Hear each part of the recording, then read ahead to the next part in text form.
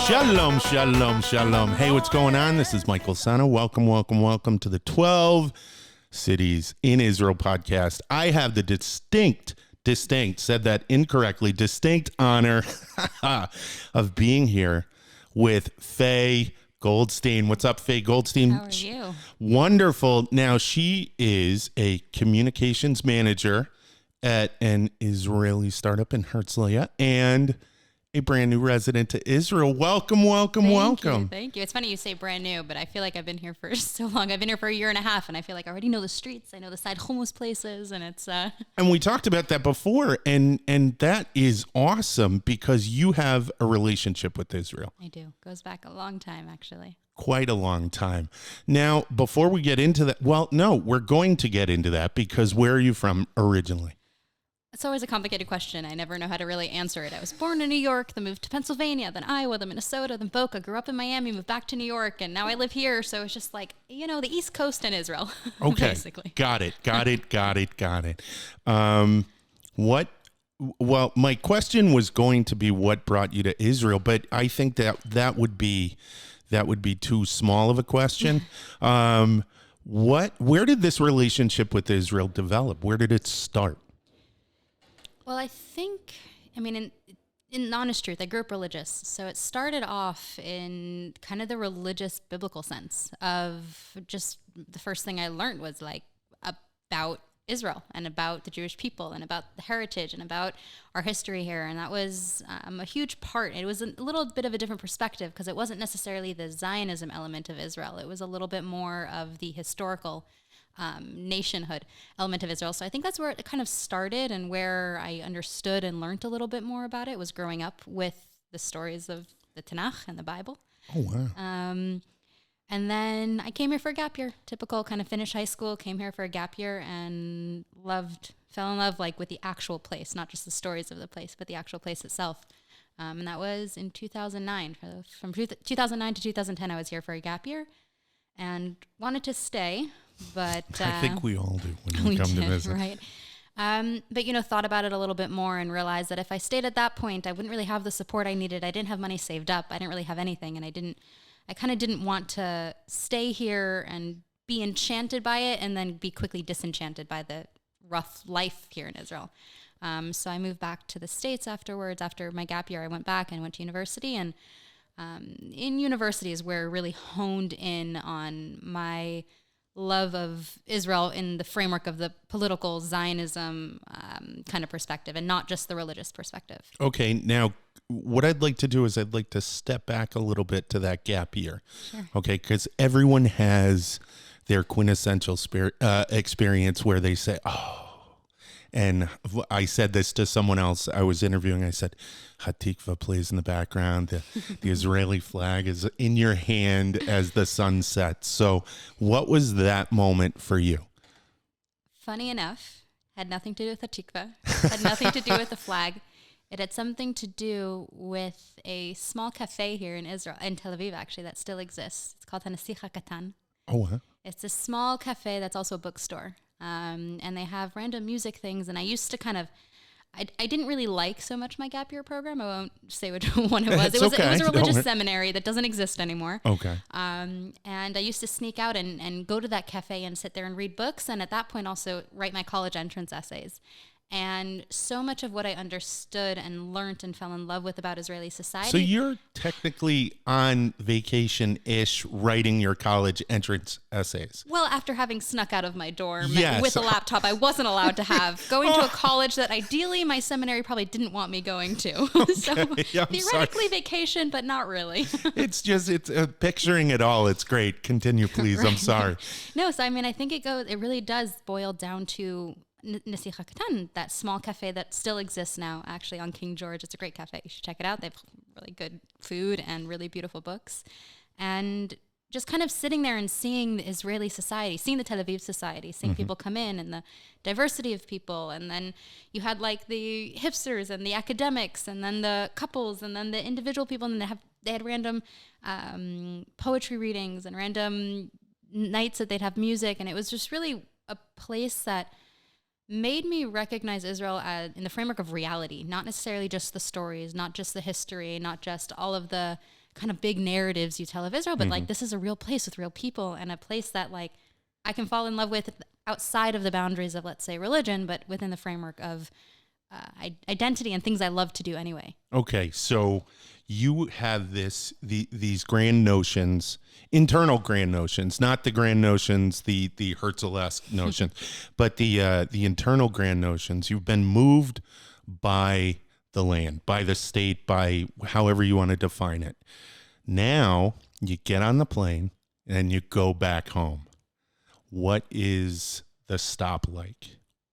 So, you know, that first trip back home wasn't the hard one. I think the subsequent trips that I came to Israel, those got harder and harder. And I think that's what I realized was that first trip home was like, great, I'm seeing my family after a year of not seeing them.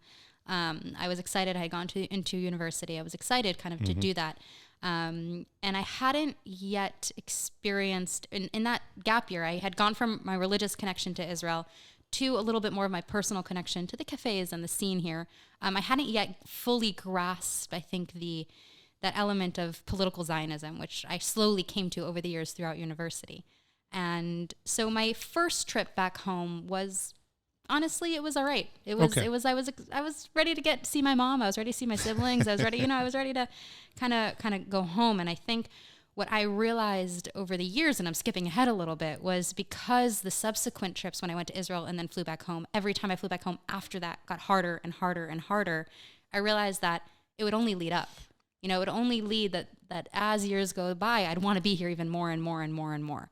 I think had the first trip been really, really hard to go home, and I went home and I was all right with it, it probably wouldn't have given me the desire to necessarily go back, because I was like, okay, I got over this really hard thing of going home and I'm fine here in the States. But, you know, the trips, as the difficulty to leave Israel continued to grow, it kind of was a little bit more of a sign. So the impact grew over time. Yeah. Awesome. Now you get into going back to those college entrance exams. You went to, where did you go to school? Florida International University. And what did you study?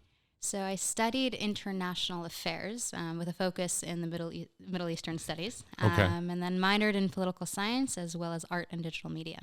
So now take that and all of that's crammed into that box, and the impressions of Israel, the ideas about Israel on campus. And I'm not trying to get too political. Trust me, I'm really not.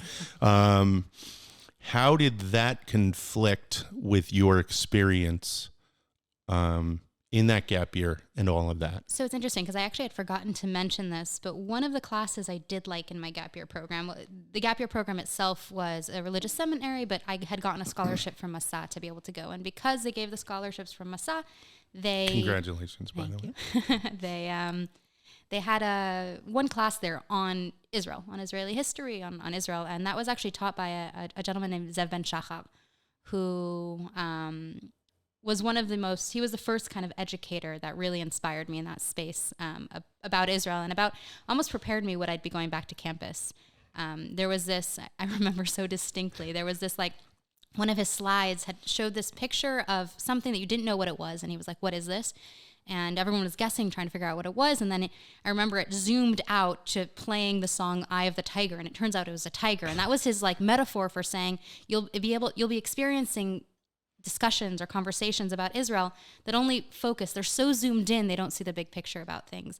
And that kind of brought me into that recognition that whatever I would be facing on campus, which I didn't know, I didn't necessarily know what I was getting myself into, but kind of understood from the perspective is recognize and try to build that framework of zooming out of things and be able to kind of bring people away and see the broader picture of the tiger or whatever it is.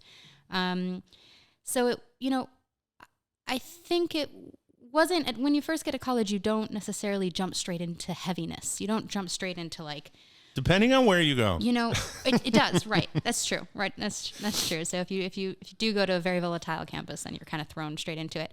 I wasn't, my university was a predominantly Hispanic school. It was an international school. So there were a lot of focus on international affairs, but not necessarily was it so politically active. Over the years that I was there, it did get a little bit more intense, I guess we can say. But starting off, it wasn't, and I was just studying the things I loved, which at that point was a little bit more theory of international affairs and the way the world kind of works. And okay, well, all right. So then I have a question. If that was the environment, what caused the need for Israel advocacy on your part? it started off a little bit of more even Jewish community. Oh, all right. You know, it was a little bit more of me wanting to get involved. I was, you know, the Israel club there was called at that point Shalom FIU, had kind of patterned, like wasn't really so strong, I guess we can say. And I wanted to get involved with that mostly because there also wasn't a Hillel when I had started in my university. Yeah, that was something that I was really proud happened by the time I left. There was a really great Hillel and great Hillel director. So when I had started, there wasn't necessarily that. It was a great Chabad on campus and really incredible people. Mm-hmm.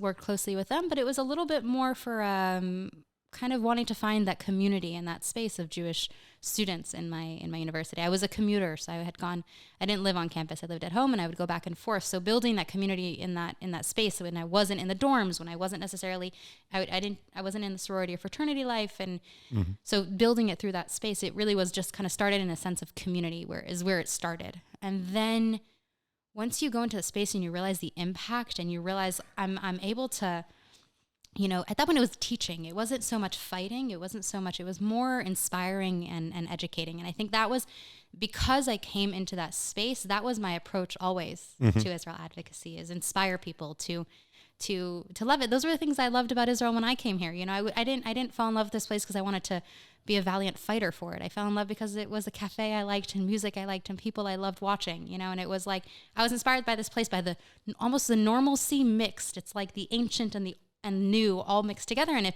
if that can inspire me as an average person, those are things that typically people get inspired by. They get inspired by, you know, seeing complexities. They get inspired by their days. They get inspired by music. They get inspired by photos.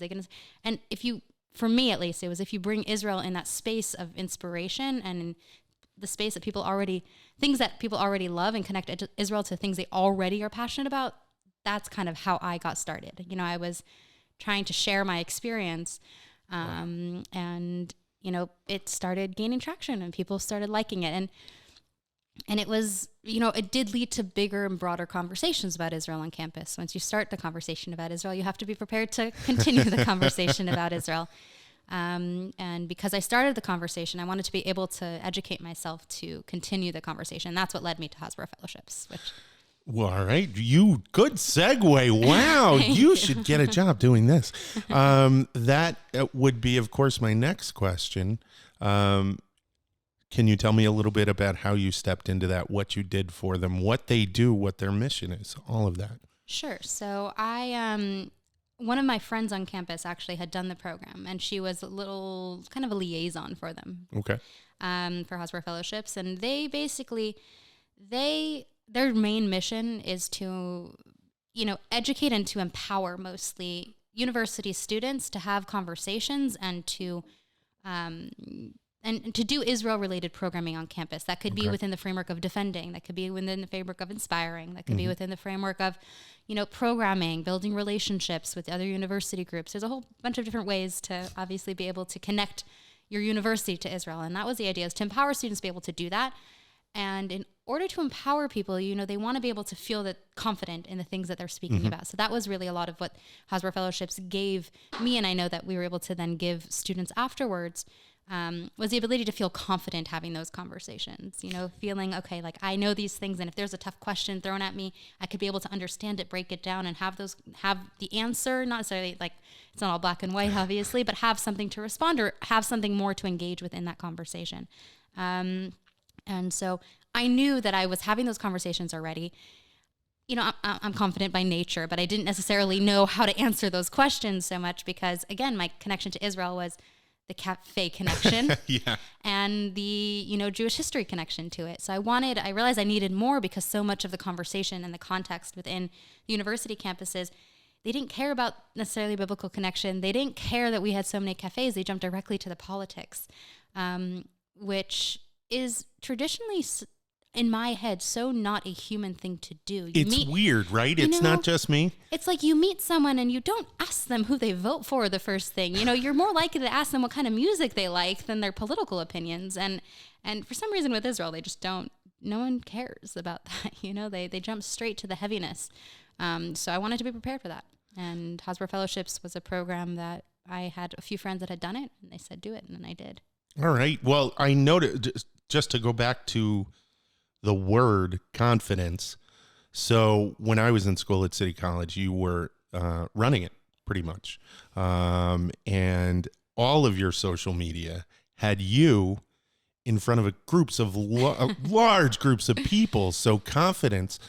Can you describe to me, how did you prepare for that? I mean, you're going from, if I'm correct, you're going from college to standing in front of audiences, correct? Yes. Well, I mean, there was a segue. There was, my first speech I ever gave was my bat mitzvah speech. Okay. I started the preparation there. And, I did. I studied international affairs. I studied political science. I read as much as I could about Israel. I was constantly going to Israel trying to learn more throughout programs there. So over time, you kind of have this arsenal of information that you collect. And whether it's, notes on my phone and like my notepad of like inspiring quotes that I could use in future conversations, or facts that I should keep in mind that I found fascinating that other people, might want. Yeah, I've got this thing like it's called Good Quotes / Stories, and it's just like on my, on my phone. I just have to open up the notepad and I've got a whole bunch of things. It's like some of them are very random. It's like things I've heard in speeches versus things I've heard on like a TED Talk and things I've heard, sitting and reading a book. It's just anything that I kind of was like, wow, that's a really good conversation starter or a good kind of thing to inspire other people. I like trying to save them and have them, and the phone's always with me. So whether that's a good thing or a bad thing. It's a fine thing.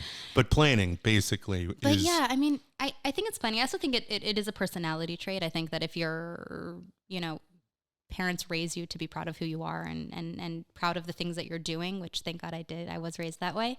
Then you have the ability to share that with people. So this makes a little bit of more sense then in a discussion we had earlier where you had said, I don't feel like a new Ole.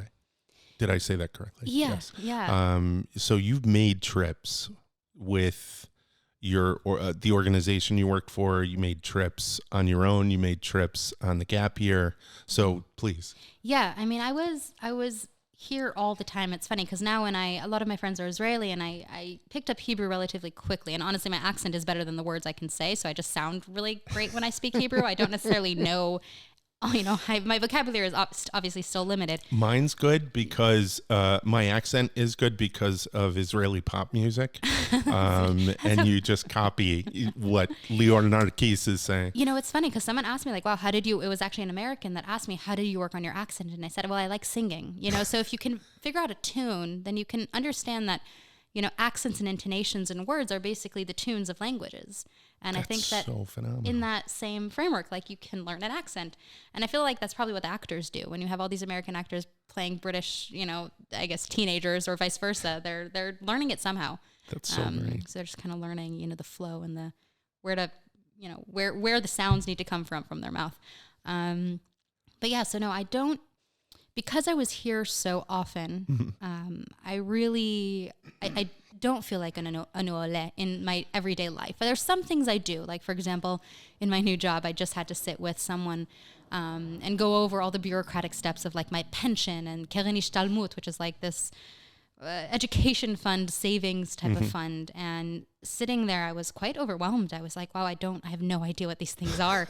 And thank goodness someone in my work, a woman that had, very heavily invested in understanding it all, sat with me actually and helped me with it, which was great. And it was sometimes those moments you're like, okay, I am new here. But other times when you come and you just, it felt right. Like when I had told people that I was moving to Israel, it wasn't like, oh my God, wow. It was like, yeah, about time, Fay. Like that makes sense. Glad you're finally doing it. And I think within that framework, it's allowed me to kind of branch out from the Ola bubble. Like I don't really spend time here within the Ola Chadasha community. Most of my friends are Israelis. I I've made that a very dedicated kind of effort of mine to not stay within that space. Speaking of a dedicated effort, you made a choice that not everyone makes. You decided to join the Army. Yeah, I did. That was, I don't know if it was a decision, but it was really mostly like I really had to try hard for it. I really had to convince the right people. And it happened to be actually where we had met at that Nefesh B'Nefesh, met in person for the first time, that Nefesh B'Nefesh event. There was someone there from the... Can I frame that for a sec? Sure, yeah, go Okay, ahead. so I am ending the day. I had been working at the Ben Gurion University table, and I had seen you, and we had interacted through email, but we had never, ever, ever met. And I'm walking out, and I look over to my left, and you are sitting on the stairs, not in a chair, on these stairs with this look of, oh my gosh. Yeah, I was, The end of a long day. I had just decided to really, that was my official kind of halfway point of deciding to make Aliyah and getting all this stuff prepared, actually. Oh, wow. Yeah. So I was there not as Hasbara Fellowships, not as like an interested Israel advocate from New York City. I was there as someone using Nefesh B'Nefesh's services, there to learn, to try to get as much information as possible about my upcoming future. So yeah, I was exhausted. I was sitting there. I just had all these pamphlets and all these papers and all these things. And I was like, wow, I'm doing this. And it was also like a kind of a sitting there on the stairs being like, I've got this kind of moment as well. Well, you didn't look scared Yeah. at all. Yeah. You looked like you, but you just look like you at the end of the day. Yeah, at the end of the day, exhausted, right? Deflated, I guess. So again, you made this decision to go into the Army. Can you tell us what you did in the Army, and did you get to choose that, or did that get thrust upon you? So interestingly enough, I basically, going back to that Nefesh B'Nefesh meeting, so at that event, there was someone I had met there. His name was Avi Matzliach. Avi. I'm forgetting his name. Avi. It's okay. Yeah. We're in a bubble. We're in a bubble, guys. So Avi, and he had said, like, if I ever, he was doing things related to the IDF. I didn't exactly know. And I hadn't at that point, I was at that point 27, and I wasn't, necessarily knowing that people had said, okay, you can't draft to the Army until after 24. Women, usually the cutoff is 24. And I was like, Sababa, it's something I really want to do, but I didn't really know the first steps. Anyway, I had spoken to him. Long story short, we had met in Israel afterwards. I'd come to the Nefesh B'Nefesh offices to do a few things. I was there that summer. Before I made Aliyah, I had led 2 Hasbara trips that summer. So I was in Israel. It was great because I was able to prepare, have all these meetings, and get all the kind of my ducks in a row. And I met with him, Avi, and he had asked me actually for help with a pitch that he was doing for a startup he had. He had stopped his work with, or his traditional work with Nefesh B'Nefesh, and he had asked for help with a startup he was pitching to investors for a presentation. So I helped him out with a presentation. Long story short, I asked him in another meeting if he had any way of assisting me in my desire to draft into the Army. He said, actually, one of my really good friends is this guy, Yossi Matzliach, who is the head of Meitav, which is the drafting unit in the IDF. Wow. And he was the head guy. He wasn't he was the one in charge of the entire unit. And so I said, oh my God, that would be amazing if you can connect me to him or his assistant or the soldier helping him. Anyways, turns out I was flying back to Israel that next day. And Yossi Matzliach was in Israel it was in New York. Sorry, I was flying back to New York from Israel. And Yossi Matzliach was in New York at the consulate for meetings.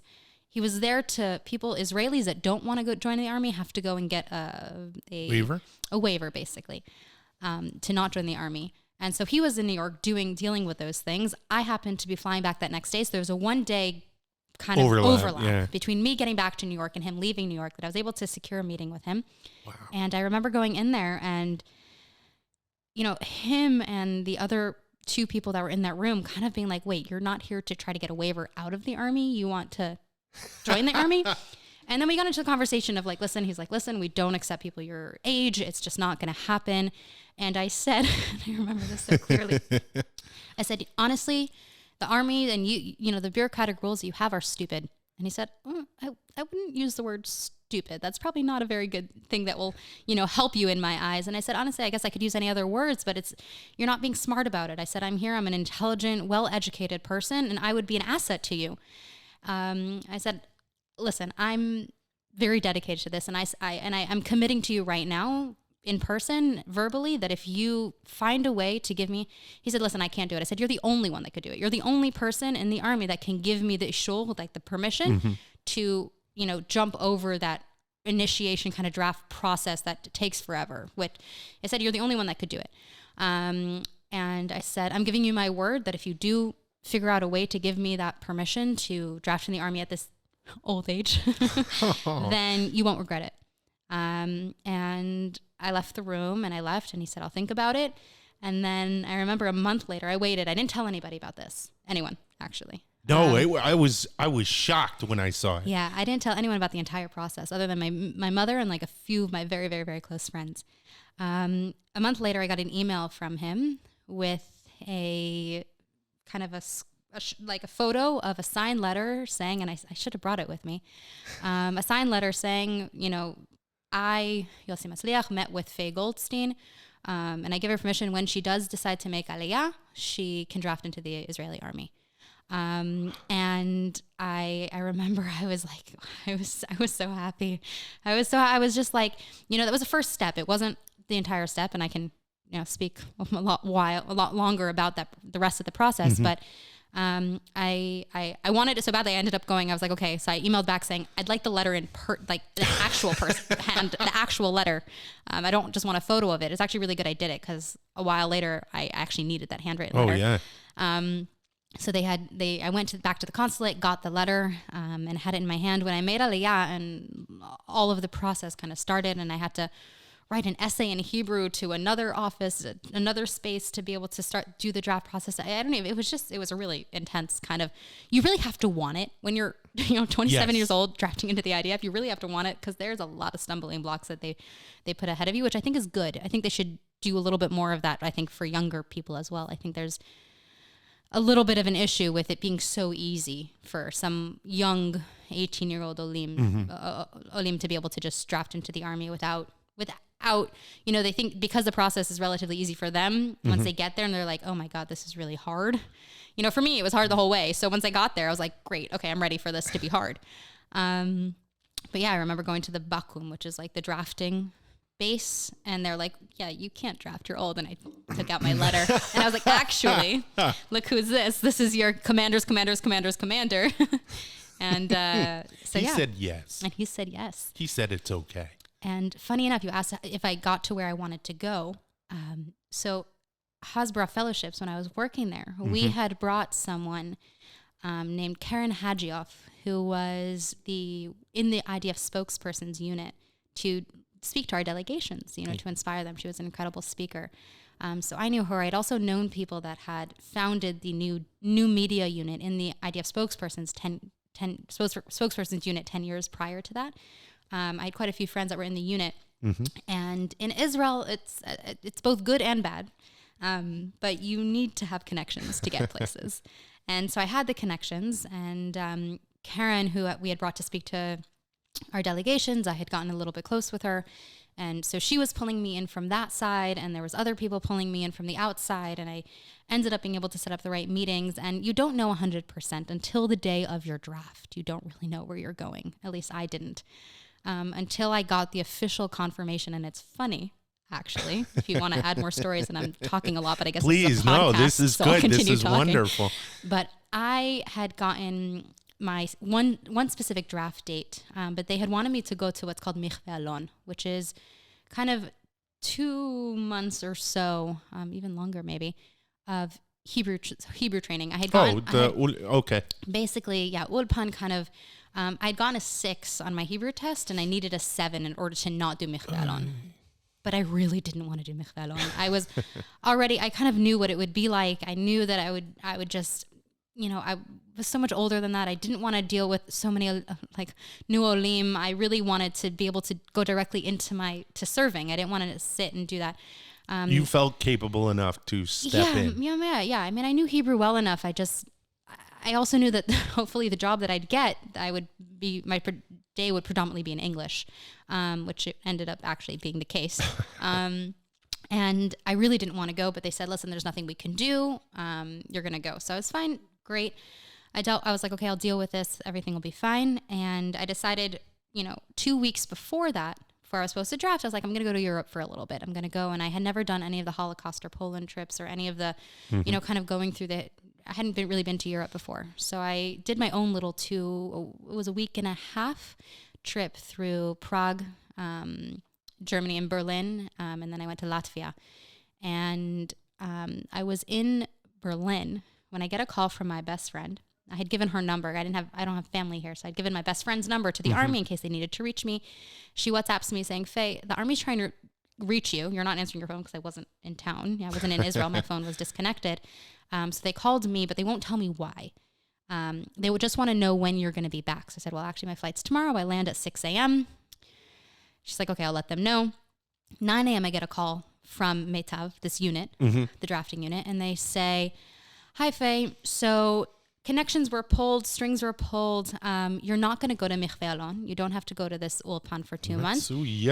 But if you want to draft to Dover Tzal, to the spokesperson's unit, you have to show up tomorrow to what's called the Bakum and to your base. And you have to go tomorrow morning because you're already 2 days late for Tironut, for the basic training. And if you're 72 hours late, then it's already too late. And the next maslul, like the next... rotation of this. Dover Tzal has a 2-month intense communications training and kind of knowing everything about the IDF. As a spokesperson, you have to know basically every single thing about the IDF. So there's intense 2 months training about that. Wow. And if you can't make it tomorrow, then you have to wait 6 months. Oy. So I was like, all right, and that's it. I'm all right, great. I'll see you tomorrow. And I call my friends and I was like, okay, so I'm drafting tomorrow. What do I need to bring? They're like, Faye, darling, we did the army 12 years ago. We have no idea what you really need. We assume the same things. I guess socks, white, t-shirts, toothbrush, exactly. White and green t-shirts, gray socks, and, bedding. And so, I landed. I dumped my stuff in my house. I went to the mall. Basically, it's H&O is a store that has all the army kind of colors that you need. Bought myself a bunch of socks and t-shirts, and the next day was whiplash at my base, at my new base, the training base that I was in for 2 months. So you were there for 2 months, and then you were how long with the spokesperson's unit? A year. Yeah, so I had started, and typically you sign a year and a half minimum, or a year. And I kind of knew that I wanted to sign. I knew that I would be able to make an impact, as much as an impact as I can, in the time that I gave myself to make it. I think in my head, I said, if I'm signing a year, I will do whatever I could do as much as possible in that year. So I signed a year, and I was there for a year, and I just finished. And it's funny because I had signed when I was ending. They didn't really want me. They wanted me to sign more time. They wanted me to, join and either do officers training or come back. And for me, I needed, I'm now 29 years old, and I was living in Tel Aviv. I needed to make a little bit of money. It sounds just sad. a little. And I said, listen, I commit and will always be here for you when you need Miluim, reserves. Okay. And funny enough, 3 weeks after I had finished my service, they called me in for Miluim, and I was able to, it was actually a month. So I went in 2 weeks ago to train new soldiers, actually, as my first set of Miluim duty. Wow. My first set of reserves. So I'm excited. I think it's funny. People ask me, oh, wow, you did a year. I said, yeah, I did a year in order for my rest of my life to do reserve duty in Dover Tzal and to be there during wartime or times that they really need people there. So I think my 1 year service was in order so I can serve for the rest of my life. That's excellent. In a way. What exactly were your responsibilities in that year? What did you do in that year? Spokesperson, of course, is self-explanatory, but there's so much that unit does on so many different levels. So I was specifically in the international department. Now, the international department is divided into 3 main kind of divisions. Mm-hmm. One is the division that deals with visiting delegations. So if you're coming on an AIPAC delegation or you're coming with KUFI or whatever these other organizations are, you'd reach out to this department and they would help you set up, and they'll set up all your kind of meetings and your trips through all of these different all the different bases. Then there's the unit that deals specifically with press, the ones that are in touch with the Reuters and BBCs and all of the different media and the journalists. And then there's a department that I was in, which was the new media department, which is now digital media, because no longer new. It's 10 years old. It's been around a while. And that we were the ones, basically the mouthpiece to the modern world for Israel, which was running the social media channels and the IDF website and, Twitter with 1 million followers, 1.1 million followers, our Facebooks in English, French, and Spanish. And they actually, after I'd left, they just opened up a Russian channel. Holy cow. Yeah. Now, how did working in hospital fellowships, how did your degree in Florida, how did all of that prepare you for everything that culminated in, boom, the spokesperson's unit? Massively. Really? Yeah. I mean, Hasbara Fellowship was all about effective communication. It was all about learning how to tell your story, tell the narrative, from your perspective, and inspire others to connect with it. And that was exactly what I was doing in the IDF spokesperson's unit. Instead of it being broad about Israel, it was about the IDF and the stories of our soldiers and the story of the struggles and the story of what we're doing as the protector of the Jewish people. And it was my experience through all of my Hasbara and advocacy on campus was a huge part of why I think I was able to make the impact that I feel I made in the unit. And international affairs training, I mean, I think that was just what fascinated me about global politics in general. When they're talking about Iran, you understand kind of what is the drama, I guess, around Iran. What is the relationship between Syria and Russia? And a lot of those things matter when it comes to the IDF. And because of my knowledge and already it was fascination within international affairs, I connected to that really well. I was always, I was always interested. I remember in 10th grade, we had learned, it was like the year in our history, in our English history kind of division, that we were learning about the history of the Middle East, and it started from like the Barbary pirates and the Barbary Wars. And, I remember reading. Wow. You really pulled that one out of the chest, right? Didn't you? Way back, yeah. The Barbary pirates. Yeah. I just remember it was like Mr. Carpel when that was his name of the teacher there, and he had introduced us to Power, Faith, and Fantasy. It was a book. I'm pretty sure it was Bernard Lewis, if I'm not mistaken. Of my first introduction to Middle Eastern politics. Actually, It was 10th grade. And it didn't connect to me on a personal level at that point yet, but it had started. That was the first tap of it. But that's the major arc that brought you all the way to the spokesperson's unit. Yeah. Wow. Yeah, it's crazy. And yeah, it's interesting. It's kind of a little bit of a weird experience now not being in that anymore. It was a very huge decision and a really hard decision actually for me to leave that space. But you are in the reserves, and should the need come, you'll be there. I'm still in the WhatsApp groups. I still definitely. I still assist with things here every now and then. Now, when you left, you've got to step into civilian life for one, and you have to step into the job market probably for the first time here. Yeah. Right? Yeah. I mean, it was a very difficult transition. Thank you. Yeah. It was a really difficult transition actually. And it was made easier by someone I had met actually while he was doing reserves in my unit.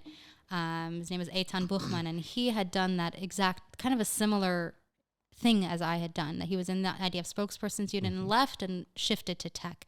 And he has now become kind of a little bit of a mentor to me in a way. I kind of call him when I need advice on things. And he had helped me do my first revision of my resume and my CV. It's very interesting going from like all of your history being involved in politics and nonprofit affairs and international affairs and Israel and advocacy and trying to get a job in a tech company and trying to shift entire careers in that space. And he really helped me being able to do that. And through that kind of transition of the searching for jobs and meeting really incredible people.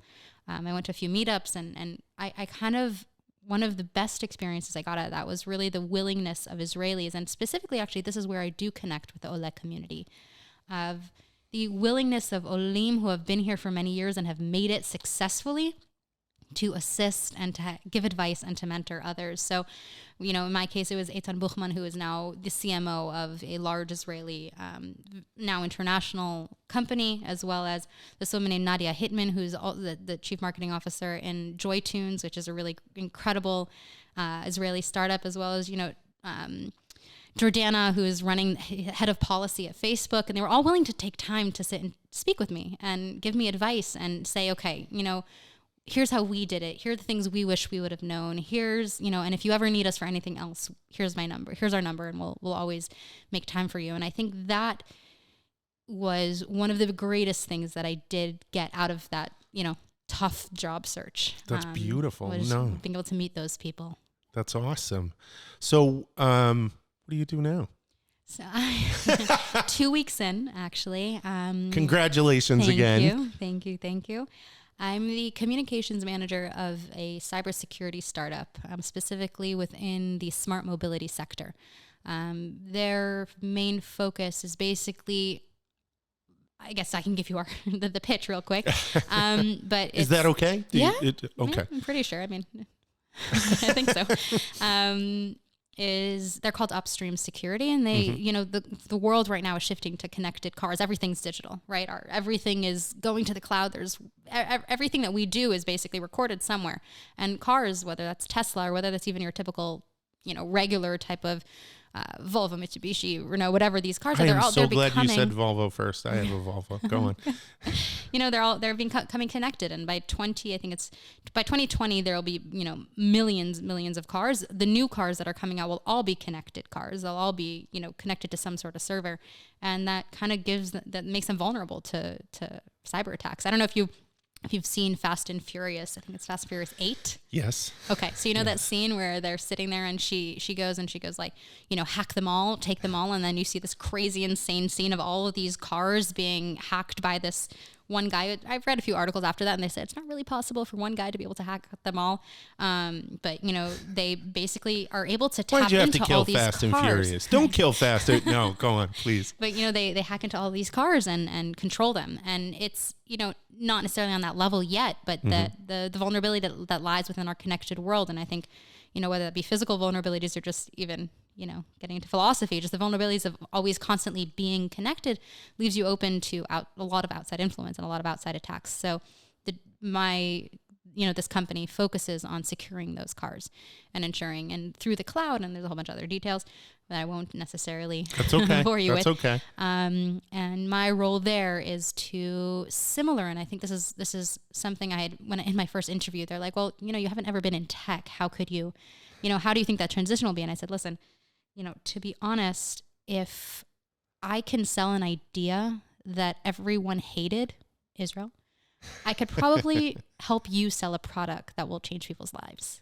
So, in the end of the day, my communication skills, my Hasbara skills, my advocacy skills, my spokesperson skills ended up leading me to where I am today, and being able to kind of translate those communication abilities to a different framework. And I think, that's something for people to remember, is that if you have a skill, tap in on it, and it can bring you to wherever you are, and try to find that skill, because you can shift that into different arenas quite effectively.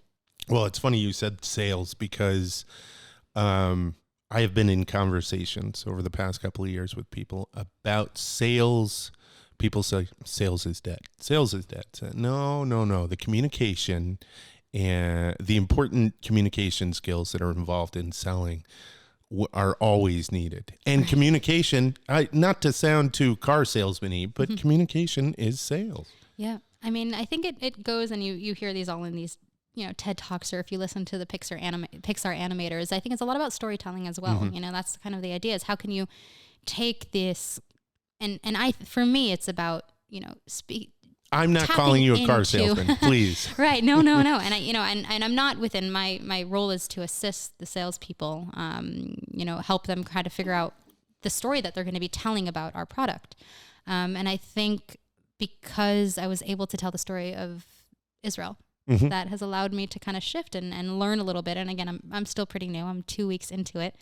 But it's been exciting to be able to try to translate those things, and to be able to, realize that, okay, I could do this. It's a crazy new world. I know nothing about cyber. I know nothing about the automotive industry. And I'm like all these words I'm learning now. And it's fascinating for me. It's the first time I've learned something new since I started university, actually. That's phenomenal. That is so great. I want to finish up with this. And I thought of this while we were talking.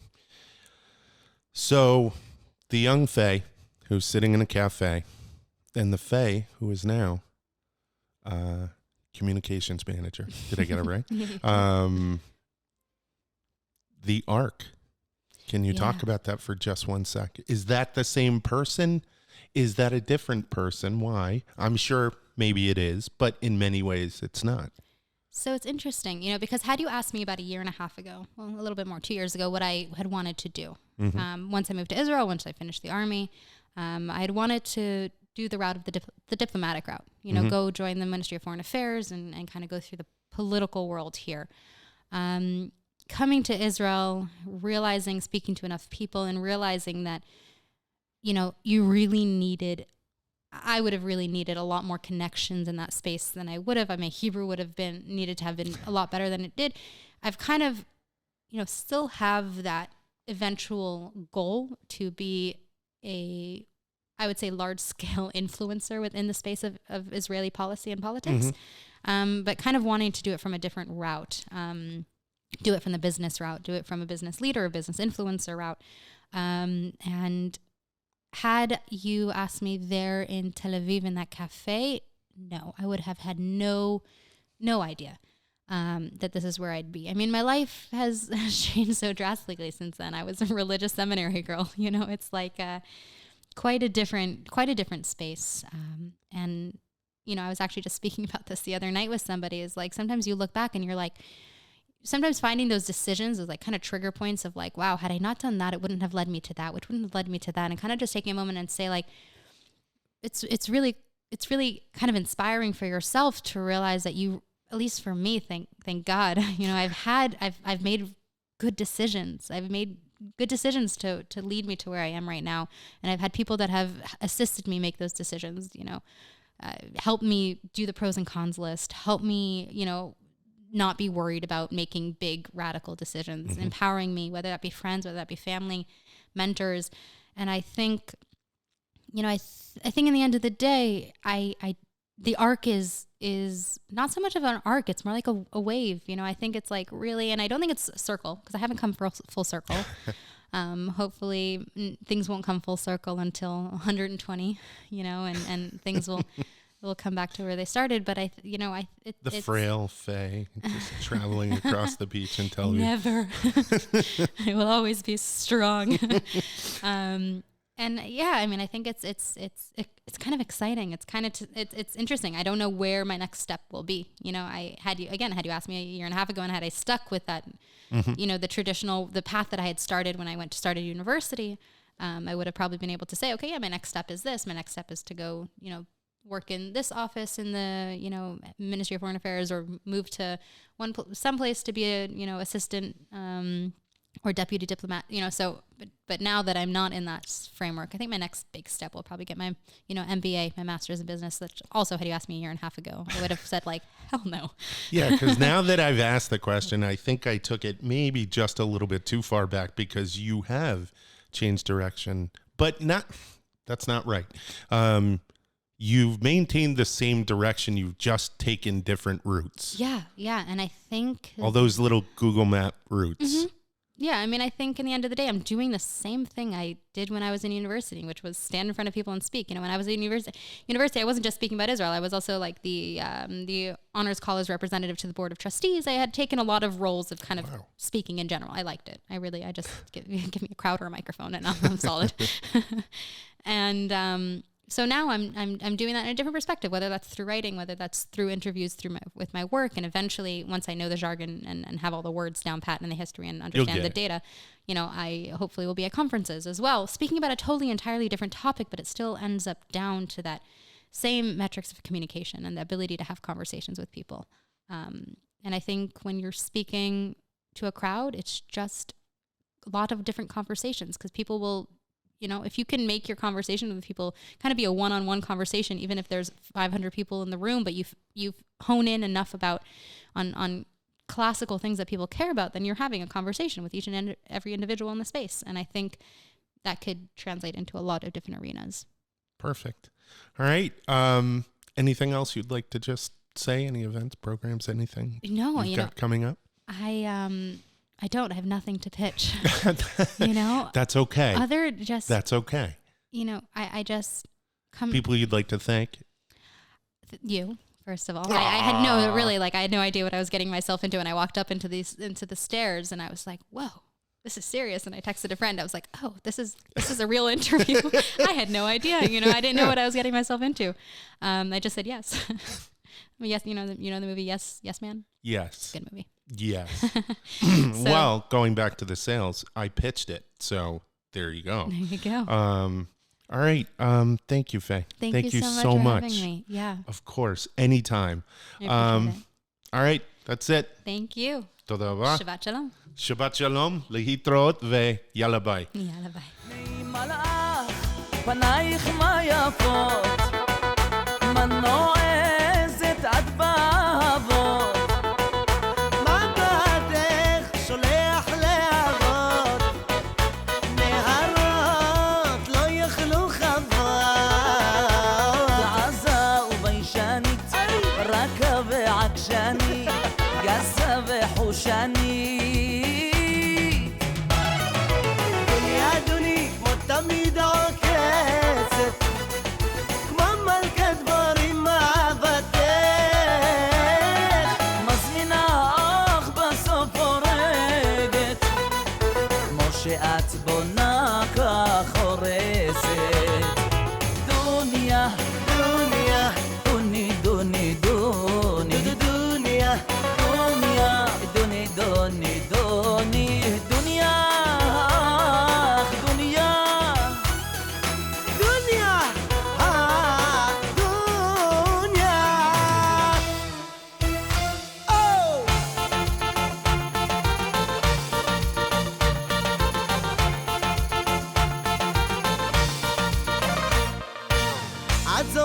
איך נשקת עיניי, את זוכרת איך בכית אליי.